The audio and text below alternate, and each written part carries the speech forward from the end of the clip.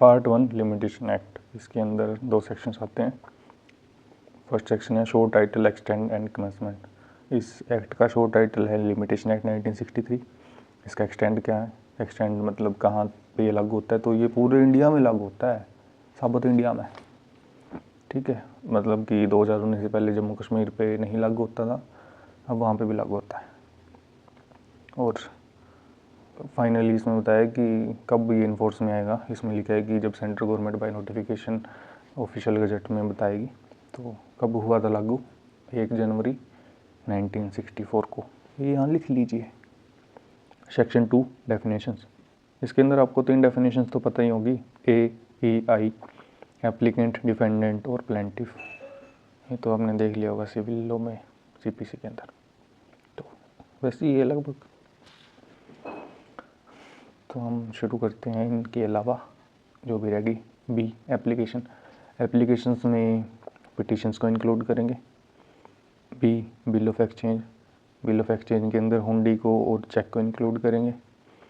अगर आप कॉमर्स से हो तो आप ये चीज़ें आसानी से समझ जाएंगे, ठीक है। D बॉन्ड, बॉन्ड का मतलब क्या हो गया कि ऐसा इंस्ट्रूमेंट जो obliges himself to pay money to another on condition on the obligation, भी कोई चीज़ होगी या नहीं होगी। मतलब कि कोई बॉन्ड एक ऐसा इंस्ट्रूमेंट है जिसके थ्रू, मतलब मैं किसी को अगर बॉन्ड करके दे दूँ, मैं लिख के दे दूँ कि अगर एक पर्टिकुलर कंडीशन होगी या फिर नहीं होगी तो मैं तेरे को इतने पैसे दूंगा, ठीक है। मैंने अगर बॉन्ड लिख के दे दिया किसी को, अगर तेरी टांग टूट गई तो मैं तेरे को 1 लाख रुपए दूंगा, अगर उसकी टांग टूट जाती है तो मैं उसको 1 लाख रुपए दूंगा, ठीक है। मैंने खुद को बांध लिया, ठीक है, ऑब्लिगेशन डाल ली खुद के ऊपर, तो होता है bond. F easement, easement includes a right not arising from contract by which a person is entitled to remove appropriate money वगैरह। easement आपने TP के अंदर पढ़ा था याद तो नहीं है, बट ट्राई करते हैं। ईजमेंट का मतलब हो गया कि पहली बात तो ईजमेंट होता है क्या, ईजमेंट ये कि किसी और की प्रॉपर्टी के ऊपर कोई राइट लेना। मतलब कि मैंने कोई एक प्लॉट लिया पर मेरा रास्ता ही नहीं है बाहर निकलने का उस प्लॉट से, तो किसी और के प्लॉट में मेरे को राइट मिल गया, भाई हाँ तुम यहाँ से निकल जाया करिए, ठीक है, अपना रास्ता बना ले इसको, तो वो उसको एक ईजमेंट बोलेंगे कि वो मेरी ईज के लिए एक राइट है, ठीक है। बट वो राइट किसी कॉन्ट्रैक्ट वगैरह से राइज नहीं होना चाहिए, क्योंकि कॉन्ट्रैक्ट से राइज हो गया तो या तो वो लीज़ बन जाएगा, या फिर मैंने उसको ख़रीद लिया, या फिर मैंने उसको रेंट पे ले लिया, तो वो तो लीज़ में या रेंट में आ जाएगा ना। मतलब कि ऐसे ही बात कर ली, मैं बोला यार मेरे को जाने दे यहाँ से, रास्ता दे दे थोड़ा सा, तो कहता हाँ निकल जा, कोई चक्कर नहीं, तो वो ईजमेंट हो गया, ठीक है। G foreign country, foreign country means बाहर की कंट्री, इंडिया के अलावा सारी कंट्री फॉरेन कंट्री, जहाँ पे अपन ने सेक्शन 1 के अंदर देखा कि ये जो लिमिटेशन एक्ट है ये इंडिया पे अप्लाई होता है, तो जहाँ ये लिमिटेशन एक्ट अप्लाई नहीं हो रहा तो उसको फॉरेन कंट्री मानेंगे।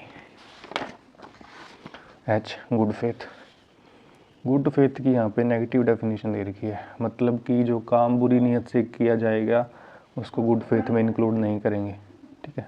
गुड फेथ का मतलब कोई काम अच्छी नीयत से करना, बट यहाँ पे लिखा है कि जो काम बुरी नीयत से किया गया है उसको गुड फेथ नहीं मानेंगे, ठीक है। अब आ गया जे सबसे इम्पोर्टेंट है, सबसे ज़्यादा याद रखने लायक है। Period of limitations mean the period of limitation prescribed for any suit appeal application by schedule, and prescribed period means the period of limitation computed in accordance with the provision of this act. मतलब इसमें 2 बातें हैं, period of limitation और prescribed period. Period of limitation वो है जो अपन ने शुरू में देखा था कि इस एक्ट के अंदर एक शेड्यूल है, उस एक शेड्यूल में 137 आर्टिकल्स है। अगर उन आर्टिकल के अंदर सूट अपील या लिमिटेशन, सूट अपील या एप्लीकेशन से रिलेटेड टाइम लिमिट दे रखी है तो उसको बोलेंगे पीरियड ऑफ लिमिटेशन। बट जो पीरियड आप काउंट करेंगे, कैलकुलेट करेंगे, किसी जोड़ घटा करके जो आप वो करेंगे, डिटरमाइन करेंगे, उसको बोलेंगे prescribed period. Period of limitation जो शेड्यूल में दे रखा है, प्रिस्क्राइब्ड पीरियड जो हम निकालेंगे, ठीक है। के promissory note means any instrument whereby the maker engage absolutely to pay specified sum of money to another at a time limited or on demand or at sight। ठीक है। बॉन्ड के अंदर तो क्या था कि मैं ओब्लिगेट कर रहा हूँ खुद को कि किसी कंडीशन के होने पे या नहीं होने पे मैं तेरे को पैसे दे दूँगा, बट इसमें प्रॉमिस कर दिया कि मैं तो तेरे को दूँगा ही दूँगा। कब? कोई लिमिट सेट कर दी भाई 2 साल बाद, या फिर डिमांड भाई जब अगला मांग ले मेरे से, या फिर एट साइट मेरे को दिखता ही मेरी जेब में पैसे पड़े दिखते ही पकड़ा दिए। ठीक है, तो बॉन्ड ये था कि मैंने ऑब्लिगेट कर दिया कंडीशन पे। यहाँ पे है कि मैं रेडी हूँ, दूँगा ही दूँगा, बता कब चाहिए, लिमिट रखूँ तेरी डिमांड पे या तेरे को देखते ही तेरे मुंह पे मार दूँ। ठीक है। L suit, suit does not include an appeal और एप्लीकेशन। ठीक है, मतलब सूट के अंदर अपील और एप्लीकेशंस को इंक्लूड नहीं करेंगे। ठीक है, तो अब यहाँ पे एप्लीकेशन को इंक्लूड नहीं करेंगे तो अपन देखते हैं कि क्लोज बी के अंदर अपन ने देखा था कि एप्लीकेशन में पिटीशन इंक्लूड होती है। तो इसका मतलब ये हो गया कि सूट के अंदर अपील, एप्लीकेशन और इम्प्लाइड हो गया कि पिटीशन को भी इंक्लूड नहीं करेंगे। तो यहाँ पे लिख लीजिए suit does not include appeal और ऑन एप्लीकेशन और एन पिटीशन। ठीक है। M tote, tote means A civil wrong which is not exclusively the breach of contract और ब्रीच ऑफ ट्रस्ट।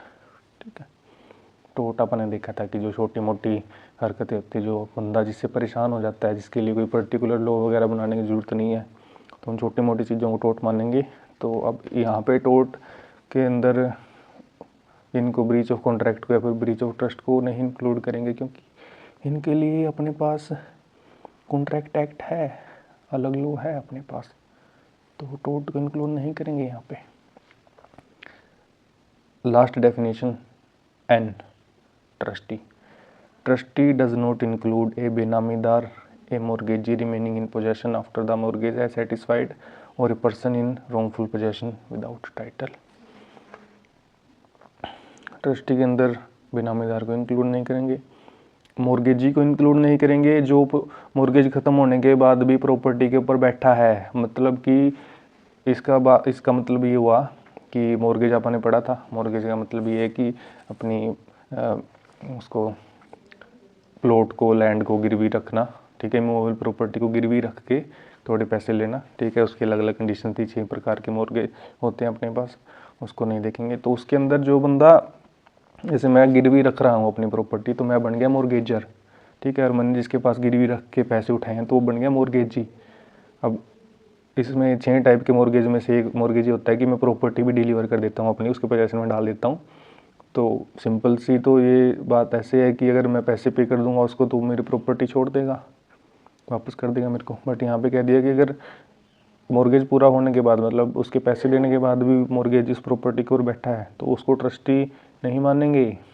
ठीक है, और फाइनली रॉन्गफुल पोजेशन में बंदा जो बैठा है, मतलब वैसे ही कोई कब्जा करके बैठा है, तो उसको भी ट्रस्टी नहीं मानेंगे। तो ट्रस्टी डज नॉट इंक्लूड बेनामीदार और मॉर्गेजी, जो मॉर्गेज खत्म होने के बाद भी उसके ऊपर बैठा है, और ऐसा बंदा जो कब्जा करके बैठा है जिसका कोई टाइटल नहीं है वहाँ पे। आज के लिए बस इतना ही, मिलते हैं अगली वीडियो में।